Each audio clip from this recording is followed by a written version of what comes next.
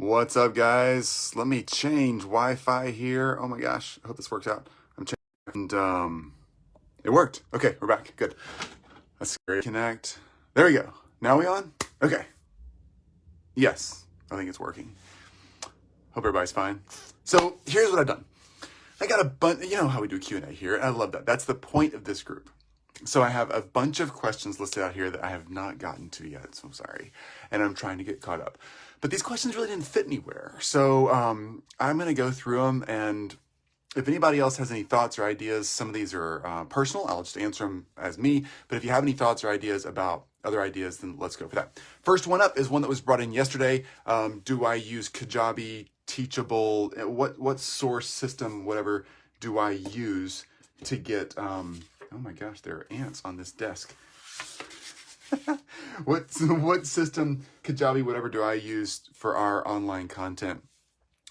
We have a couple of online courses and masterminds, and we use Kajabi for both sides of that, to answer that question. There are some systems that are maybe more all-inclusive than Kajabi, like if you want a CRM, landing pages, everything included.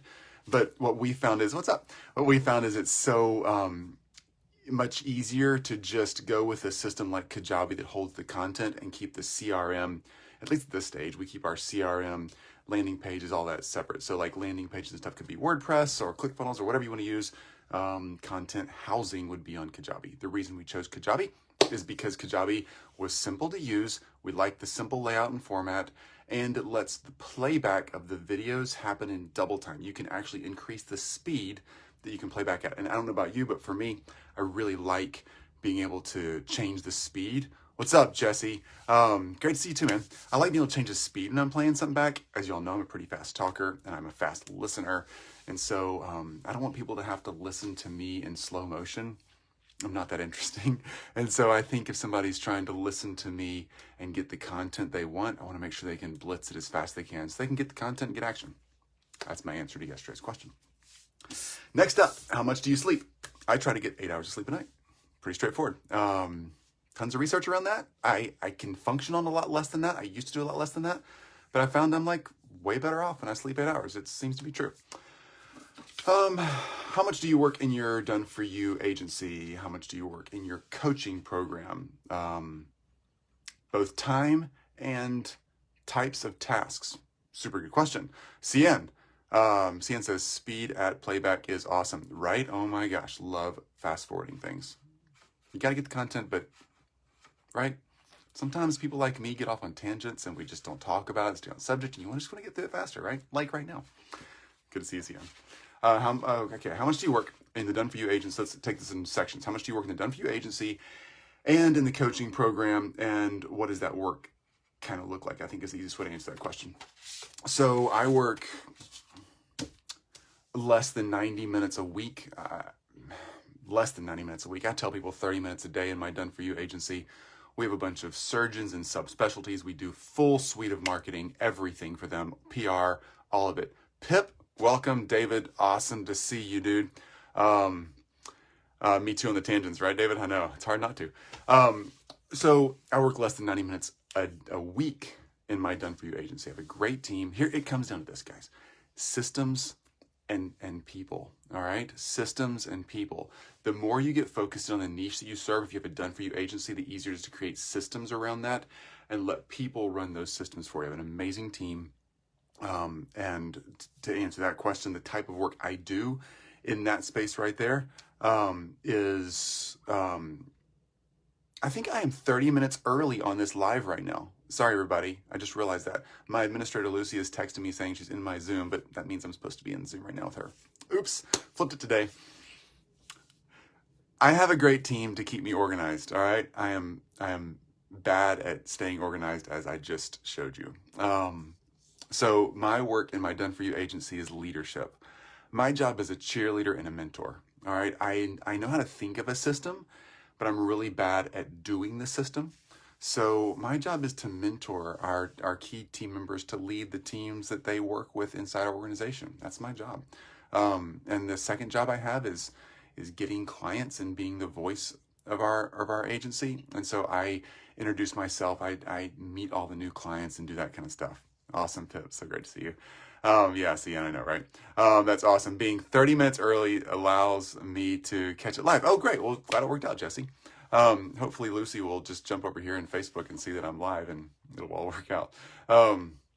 Yeah, so on the coaching side of things, I probably work, I'm going to say 15 hours a week. I'd say probably 6 to 8 of those hours are needed, meaning I'm either training or creating content or speaking on podcasts or virtual summits or, the stuff that everybody does. But I probably work an extra 5 hours a week just because I love it. Like, I love creating and thinking and strategizing and figuring out how we're going to help our membership. That's on so we have a mastermind program, right? So I'm teaching live in the mastermind two sessions a week on Thursdays, and then doing 2 groups of Q&A on Mondays for an hour each. That right there probably is 4 hours of just, not say 5 hours of just time in front of the camera, teaching and answering questions.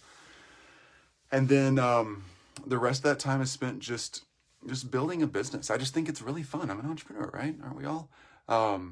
So I guess total, I work probably less than 20 hours a week. And my work in the coaching side, to answer this question, is only around teaching, doing live Q&As, or getting on calls with people who want to know more about our program. Or I take coaching calls from this group right here pretty regularly. I do a little group of those, a little group on Monday, a little group on Tuesday, just a few a week, because I like what I do, and I like answering questions. And if I can help somebody move forward, then I'm all in on that. Okay. Hope that answers that question. Next one up. Let me think how to answer this one. It's basically, how do you, let me just read this out. It's what's the best prospecting method you've found that's working today? That's a big question, okay? Let me answer it in a big, broad way and try to be specific enough. Ultimately, most prospecting systems work if you have a clearly defined target market, like you know who you're helping, and a clearly defined solution for their problems. You know what transformation or what problem you're fixing for them, right? We've all heard that stuff. If you know who you're helping and how you're helping them, most prospecting systems will work for you. It's a numbers game at that point. The trick that most people struggle with is figuring out who they want to help and what transformation they want to bring those people, all right? So to answer this question of which prospecting system is working best right now in today's market, if you have clearly defined who you want to help and what kind of help you want to give them, then any prospecting system within reason is going to work for you if you're determined and stay with it, all right? And that's just cracking the code of how messaging goes, how outreach goes. Do they like really fancy video, or do they like live video like this? Part of it's you, part of it's them. Figuring out the who you're helping and what transformation is first and foremost, okay?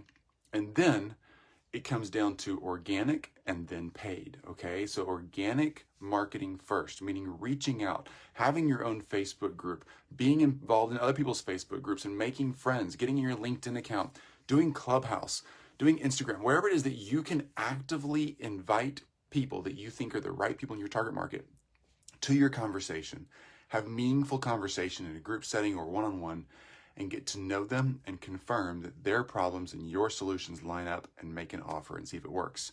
That's where the rubber meets the road, and that's what's important, okay? Once you figure that out from an organic standpoint, then you can replicate that into webinars or paid traffic or running through funnels or, doing podcasts or virtual summits or whatever you want to do. But it comes down to do the organic first, and make sure you know your who and what is, who you're helping, what transformation you're offering. Then make it organic and prove that you can do it. And then you can go to any kind of paid or automated process that's replicating the organic process you just created. The reason I say is because it takes, I used to try building funnels and then running a bunch of paid traffic to it until I cracked the code on the who and the what, right? That's a really expensive, and honestly, it doesn't cut any time out of it. It's really expensive, and it takes as long as it does to just do it the old-fashioned organic way.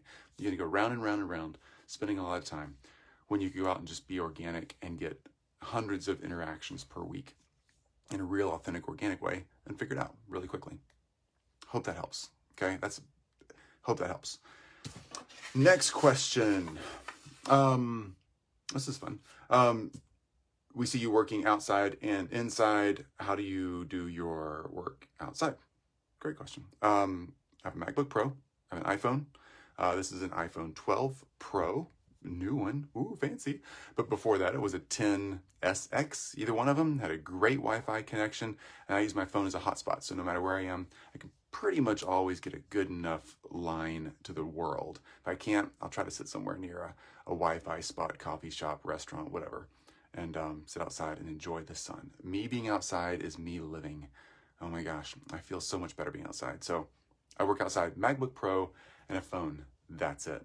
I'm not a paper guy, so literally everything for me fits in a little bag that I can carry around. It's not a big deal. Hope that helps. The audio quality on the MacBook Pro and the audio quality on pretty much any modern smartphone is usually pretty good. Unless it's super windy, you can get away with it outside and make it work. If it gets windy, you can get into all kinds of microphones that have, muffs on them and all kind of stuff. Every now and then I travel with my Blue Yeti. That's the studios that y'all usually see me in is right behind me. But I don't travel with that if I don't have to. If y'all have any questions as we're going through this, just feel free to pop in. I'm trying to get through all these. And if I'm missing something, you'd be like, oh, that's a good idea, but here's what I do. Feel free, please. That's what we're all here for. Okay. How do you price done for you services to be highly profitable? That's a big question too. Pricing on any kind of service comes down to the value you're bringing the person you're selling it to, okay? So what value are you bringing? It's not just about, let's say, a done-for-you services, building a website or managing an ad account, all right? I don't want to build a website, all right? I used to. I don't want to anymore. I don't want to run ads. I pay somebody to do that. So to me, the value of paying someone, I'm not looking for the cheapest person out there. I'm looking for somebody who's good and who can actually handle the work. And I'm willing to pay extra to get somebody who's good to get the job done. So when you're selling your done-for-you services, what problem are you solving? And how much is that person willing to pay to have the problem go away? And since it's done for you, to not have to do it themselves. That's a big deal, right? Having the problem go away can be handled through education, teaching, training, all that kind of stuff. But if they don't want to do it themselves, then it's an even bigger price because they don't have to hassle with it. You're cutting out the hassle factor. So charge more than you think and get it done, right? Get out there and get that work done. But you're worth a lot of money. So stay after it, get the pricing right. Charging for coaching services, very similar. If you're doing one-on-one coaching, group coaching, masterminds, even e-courses of some sort, e-learning course. What are you solving? If they do what you say to do and follow your instructions, what will actually change in their life? Price based on that real life change. Okay. So if they did what you said to do for a whole year, would they realize $100,000 of difference in their business? Or would they realize a healed relationship? Or would they realize better health mentally and physically that would change their lives? Charge for that. All right. It doesn't have to be just about money. It can be about life and relationships. And you lean in on that pricing. It's probably more. You can probably charge more than you think. The one thing I would say to stay away from in that one question is be careful that you're not being shy about your pricing because you think it's expensive. All right. If you think it's expensive and you back off from the price you want to charge, don't let that happen. All right. You're not selling to you. You're not selling to your current budget. You're selling to someone who has resources and needs what you have. If you can't find someone with resources, figure out that who and that what a little bit. Find people who are a little more advanced stage in the group that you're serving. Hope that helps. Again, feel free. Any more questions or any other ideas? Chime in. I'm just going to go through my list here. I got a couple more. Let's see here. Let's pick the next good one. They're all good questions. Sorry, guys. Every question's a good question. How do you stay motivated on the hard days? That's a good question, right? What's up, man? Mr. Francis. So good to see you, dude. Great to see you. Great to hang out yesterday. How do you stay motivated on the hard days? Here's me. I guess temperament-wise, I have my highs and my lows. I struggle with a lot of depression, a lot of anxiety over the years. David, I see your question there. Oh, you don't want to interrupt the questions? Okay, great. Feel free, man. Temperament wise, there's poor Lucy. She's still texting me. Temperament wise, I struggle with a lot of depression and anxiety. So staying up and high all the time is a struggle for me. All right. I'm not one of those people who just wakes up happy. I do a lot of intentional mindset work and physical work to stay at my best. So I found that, like having, for instance, having a couple of drinks at night, too much or too little. Alcohol typically doesn't help me stay at my best, all right? I'm not opposed to having a drink at night. That doesn't seem to bother me, but too much alcohol has bothered me. Not doing any physical exercise, if that's just going for a walk or going for a run or lifting or doing some just calisthenics, just something simple or something complex, it doesn't matter. Physical exercise helps my mindset, all right? We are all one being here, all right? What's going on in our heads and our hearts is very connected to our bodies. So if you can get out and do a little physical work, that helps. I literally go do some physical exercise every day, all right? I don't train hard every day because that's bad for your body, but even on the weekends when I'm kind of chilling out a little bit, totally going for a nice easy bike ride or going for a walk with Jill, the kids, the dog, whatever. Yeah, that helps a lot. And then just the internal mindset stuff. I actually have a list on my phone. I look at it most days. It's a list that I call I Can. It's actually in my notes on my iPhone, which is also on my computer. I guess it synchronizes. And the title list is I Can. And it just says a list of things that I can do. Yeah, Chris, exercise matters. Chris Baden right there, a 4-time American Ninja Warrior contestant. Yeah, the real deal. Yes, exercise matters. I wish I was as fit as Chris. So he has an American Ninja Warriors thing in his backyard. I mean, come on. Here's the, what's up, Tim? Here's the thing on my I Can list.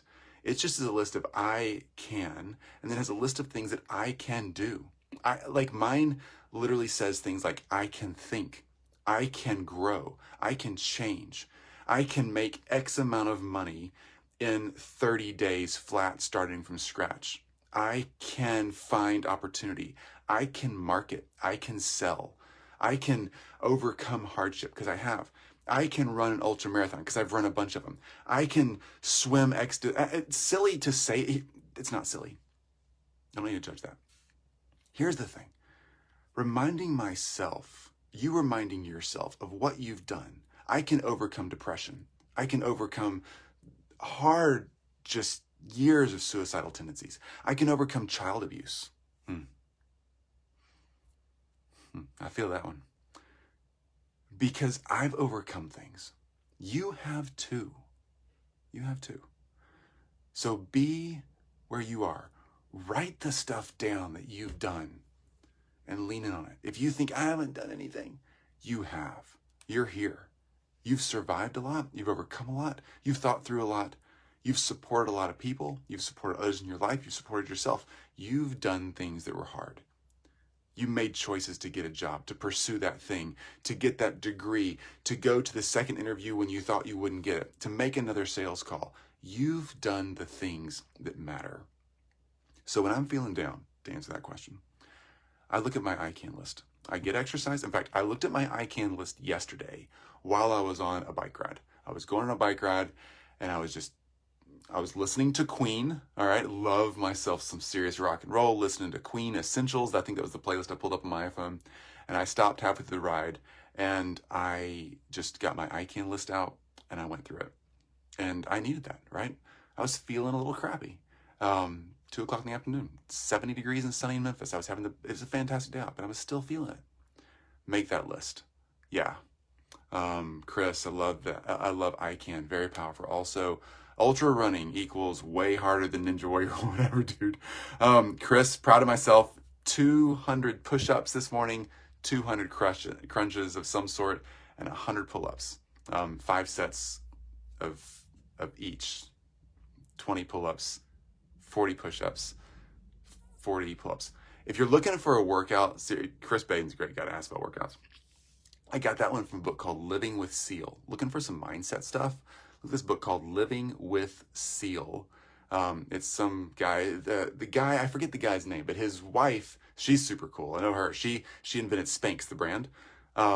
Anyway, this guy hired a Navy SEAL to live with him for a month. The book documents that. Freaking awesome book. Tons of great motivation in there, workouts in there. If workouts are your thing, fun book. Get the audible version because the author reads it and he's freaking hilarious. Okay. Next question.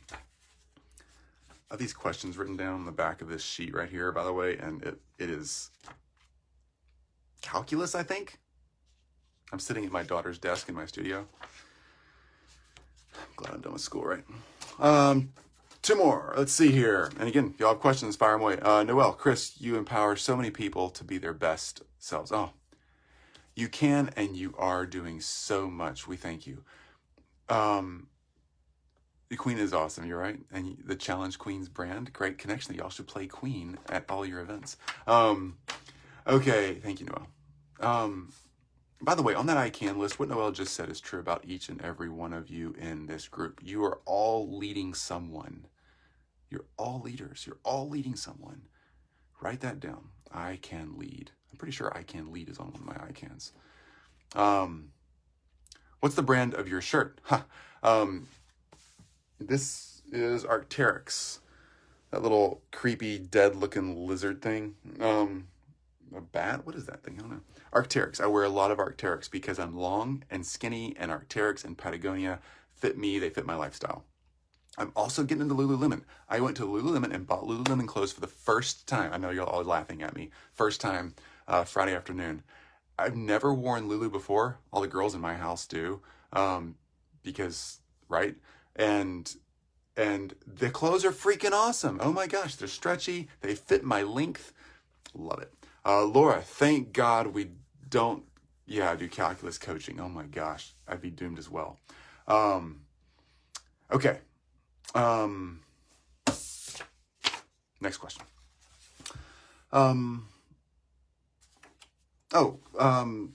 You talk a lot about not working. What do you do when you're not working? How do you stay sane without being busy? I feel like my mind goes crazy when I stop. That's a good question. I have a to-do list on my phone that it's G to G, but okay, I'm just reading y'all's notes. Y'all keep it going. I have a to-do list on my phone. How do I not go crazy when I'm basically not working? Because I just rolled through my work hours a few minutes ago. I have a lot of free time. I have a to-do list and I have an activity list. All right, here's my to-do list. My to-do list is literally the classic honey-do list. Jill never gives me a list to do. I'm a pretty busy person, so I generate lists by myself all the time. And I have a list of things to do. Even if I'm feeling bad, like I don't want to go outside. I went outside yesterday and just started trimming up a tree or raking some leaves out of the corner of the yard or whatever. Once I get out there and start doing something, take the dog for a walk, then I find myself off to the races. Like I start moving and it starts going. I don't have to be exercising. I just need to do something. I've got my list of things includes all kinds of stuff like fixing a doorknob, fixing a light switch. My list today, I got some new light bulbs coming in for our front porch to change the light bulbs on the front porch. When I get the ladder out, change light bulbs up on the front porch. It's stuff like that that's silly that keeps me going and keeps me active, because I find that when I'm doing things with my hands or my body, I'm able to think about work. I probably think about work quite a bit. What's up, Carol? Oh my gosh. Awesome to see you. And G to G has got to go. Thank you, Carol. Appreciate the translation there. My list keeps me on tap of things, not just to get things done, but it keeps me ready to have something to do, because if I don't have something to do, then the temptation is to just sit in front of the TV and binge on whatever's on Amazon Prime Video, right? That's not where I want to be. That's not really helping me grow. I do love my YouTube influencers that I watch. I do love adventure stuff that I can find on TV, but I want to be a TV kind of person all the time. So pop an audiobook in, get out there and be active. And then my activity list is like a short list of things to do, just to remind myself if I'm bored. Like skateboard, go biking, go paddleboarding, walk the dog, climb a tree, I think is on my list. Hike the Green Line. That's our Rails to Trails paved project out behind our house. I have a list of things that just get me out of the house and get me moving.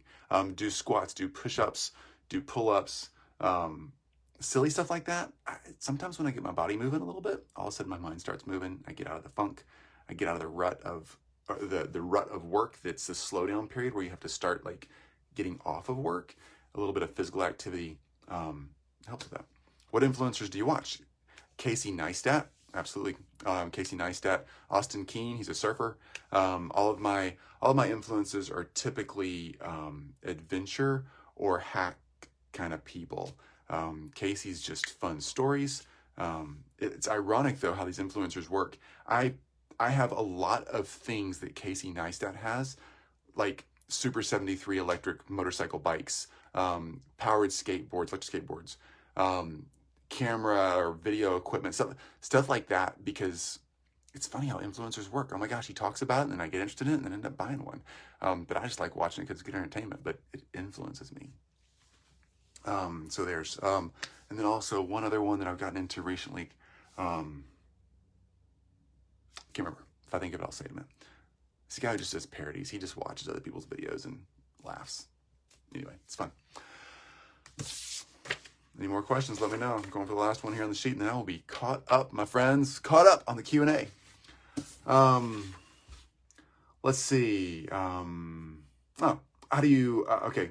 I do a lot of Zoom calls. I do a lot of sales calls. I'm reading the question. Do a lot of Zoom calls, do a lot of sales calls.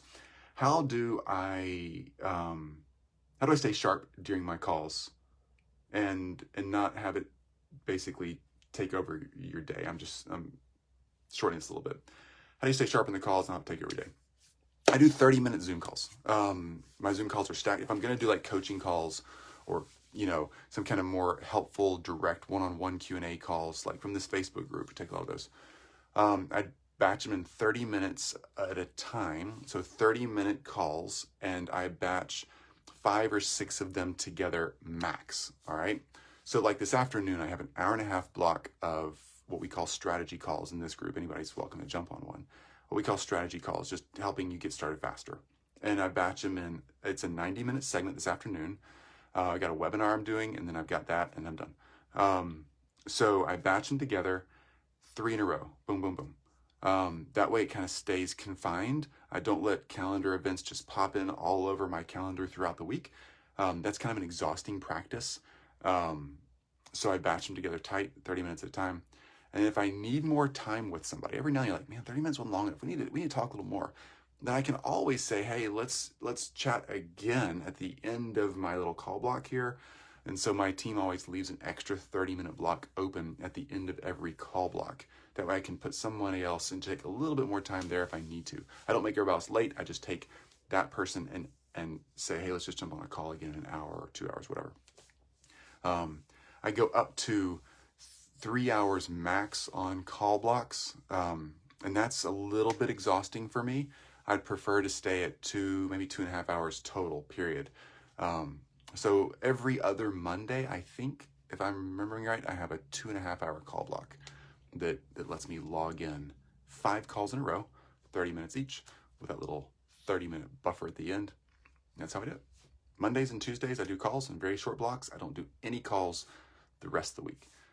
If you're a little bit introverted like me, then calls can kind of be exhausting. And you definitely, introvert or extrovert, definitely need to package those calls up where they stay in confined time blocks throughout your week.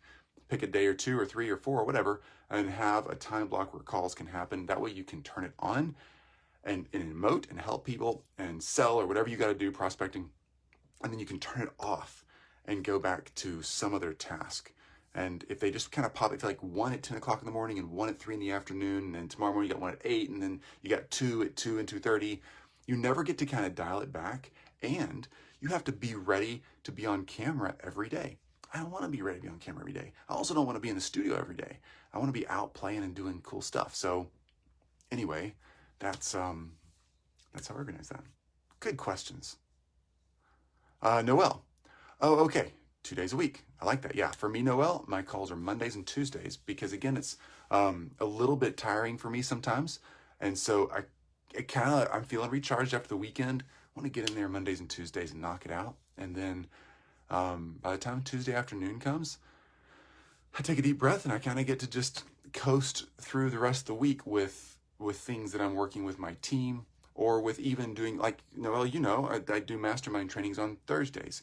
Mastermind trainings are not as emotionally involved as doing a brand new call with brand new people where you get to know somebody. The mastermind's kind of like your family. You kind of get to know them and you get to chill, and it's easier. So coasting Monday, Tuesday, and then coasting on down.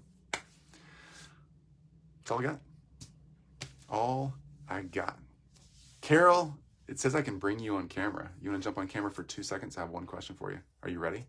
You ready for that? It says bring Carol on camera. I can do that. I've actually never tried that. I want to ask you a Facebook question about paid traffic if you're wanting to be on camera. If you are, give me a thumbs up. I'll push the button. We're going to find out. I don't think Carol's ready. Sorry, Carol. I know it's late there in South Africa. Okay. So I'm going to, Carol, I think you just gave me a heart. So can I hit it? I'm going to hit the camera. You're the one who gets to say if you want to jump on. It says I'm adding you. I want to reference one question that came up. Sure. Okay, let's do this. It says I'm adding you, Carol. I have no idea what happens. I've never pushed this button. It always says that. Carol, I got a question about somebody's prospecting question earlier. And I'll explain it once you get on camera. No answer from video guest, it said. I don't know how that works. So I clicked bring you on camera. There you go. And approve. Here we come. I think it's going to work. Am I here? No freaking way. That's fun. How many people can we bring? I wonder how many people we can bring on at once. I don't know. This would be very cool. Hi, Chris. How's it going? Hi, Carol. It's good to see you. All right. So Carol is one of our elite agency rock stars. Y'all seen her in here a bunch. Carol, thanks for hanging out. So, that's what I do. all right. So the question I answered earlier, Carol, was what's the best prospecting? CN, awesomeness, right? I know Carol's the best. What's the best prospecting method you found that's working right now? And I went ahead and addressed, first of all, lots of prospecting methods work if you really have a clearly defined who you're helping and what transformation you're offering. If you don't have that, prospecting's a mess. But prospecting is part of discovering that too. So then I talked about organic prospecting, where you can really get, many, many opportunities to engage with people in a day without having to spend a fortune experimenting. Yeah. But you're a paid traffic expert. Like, where does that pivot come in? When does paid traffic really start becoming the best thing to do now in today's environment? I would honestly, that's such a good question. And people always ask us, like, when is the best time to run ads? The best time to run ads is when you have a tried and tested offer. It's just that simple, right? A lot of people want to skip the grunt work and they want to be like, oh, I have the shiny pen, I'm going to go out and sell it. And my first question whenever we get on a call is, well, how many pens have you sold before? And if the answer is 0, that's a red flag. We need to have a serious conversation, because it means you haven't actually proven that you can sell this pen or that people need it, right? It's not even about like what kind of pen it is, what qualities does it have, what features. Listen, a lot of coaches, a lot of courses, a lot of people to help. But if you can't tell me that you've actually managed to put, butts in seats, I'm going to have a little bit of a problem with that. So the best way to know if you're ready to run ads is if you have a tried and tested offer, number 1. Number 2 is to make sure that you have enough ad budget for at least 3 months. A lot of people get very impatient with ads. They start running ads today and tomorrow they want to see results. Unfortunately, ads does not work like that. It's a bit of a long haul. There's testing that has to happen. We have to also figure out how much your leads are going to cost. And the easiest way to do that is to let them run and to see what Facebook is going to charge you to get in front of your ideal clients. If you're so lucky and you're getting leads at like $2, that means if you invest 10, you're going to get 5 leads. Simple maths. Love it. Okay. So what is the best way to figure out if we have the right pen that the market wants? Would you agree that that's just organic, get out there and make connections and start seeing if it works? Correct. I would encourage everyone to get out there and do as much organic research as they can, right? So go out there, get into Facebook groups, create an offer and put it out there and see if people actually want to buy it. And once you've gone through that process, you will know. You will know what their pain points are. You will also know why it is they chose to buy it. At what price point? Did you have to, you had a price point first and then you had to come down and offer payment plans? Did you have to say, okay, let's add this, and then they signed up? So by trying it out organically first, you really are going to know everything about your program, and that's just going to be a game changer in itself. You don't want to test with your own money. That just doesn't make sense. Imagine. I have imagined over $100,000 of that with lots of mistakes, and finally learned my hard lessons to learn. I'm But not so going many to people say, say that. So many people say go build a funnel and then throw, you know, $2,000 in a weekend at it and try it out. I'm like, how many times can you do that? It's, you know. listen, I wouldn't do that for a number of reasons. One, if you're gonna like send money to random people, I always say it to people in our mastermind. I'm happy to send you my PayPal account. You can send it that $2,000. I will make it go a long way. Send it to Carol's charity. I'm cool. But on a serious note, though, listen. What you really want to do is you don't want to just test it and see, because what will happen is you will grow resentment to ads. A lot of people say, oh, I tried Facebook ads and they don't work.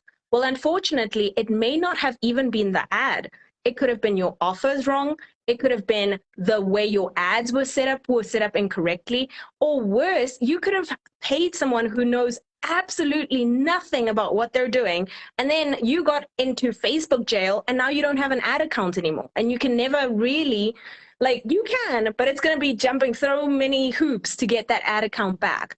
So before you go and say, I can watch a YouTube video and I'm going to figure it out myself, I would encourage you to have a conversation with someone who knows what they're doing and can help you. And if at any point, I'm going to give you some real advice here. If at any point they say to you, I can get you results and I can get you leads at X amount, no problem. I've done this before. You're going to get results all the time. I want you to run. I want you to exit the Zoom call and I want you to leave, okay? The reason I want you to do that is because honestly, it doesn't work like that. And I really care about like the clients that I have, and I care about people. And often we have people who've been burnt before, and it's because they thought it was a quick fix, and it's not. It's a road. That's, as a non-Facebook ads expert, I believe you. That's the road I've traveled, and I've realized it's a journey, and you have to be ready for the long haul. Yeah, you're right. Yeah. Ads are really great. They can help you remain top of mind with your clients because you can run retargeting campaigns so that they follow people around and you stay top of mind. They're great for building your email list. We own none of these networks, TikTok, Facebook, Instagram. If they disappear tomorrow, if you don't have an email list, you're going to be in deep poop emoji, okay? So they're great for different things, but you have to know what you want them for, right? You can't just say, oh, and you also have to know really what you're selling, because let's be so serious. You don't go and sell on ads a $30,000 program. Like, I don't know about you, but when was the last time you took out 30,000 and just gave it to a complete stranger because you saw an ad? Different strokes, guys, different ways of selling. There's some things that just, shouldn't be on an ad, and that's okay. Love it. There you go. That's the last question. Thank you for letting me push the button to bring someone on camera. I've never done that. All these Facebook Lives, and I've never brought someone. How fun is that? I'm actually just sitting here waiting for my next sales call. It's in 20 minutes, and I was like, oh, look, Chris is live. Let's see what he's doing. All right, so what happens if I go horizontal and you rotate your phone? Oh, you can't turn the phone while recording. Yeah. Did you get the same message? It told you it doesn't like that? It told you it doesn't like that? It said, rotate your phone back. You can't flip it once the recording starts. So it just told me. And it gave me a little icon that said, could you change your camera while it's recording? Can you change to the back camera? There you go. Interesting. Look at that. Wow. Look at that. all these new Learn things. something new every day. I know. And can I do like emojis, or I can do like all this? Can I do?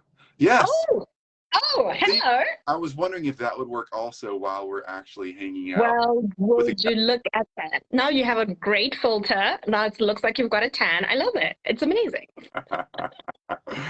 All right. Okay. Well, that's it for today. That is all of the Q&A that I had. I'm done. Thanks everybody, and thanks Carol, for real, for jumping in there for the moment and being an awesome expert. You're super cool. Thanks so much, Chris. Thanks for having me. I'll see you later. That's Bye. Bye guys.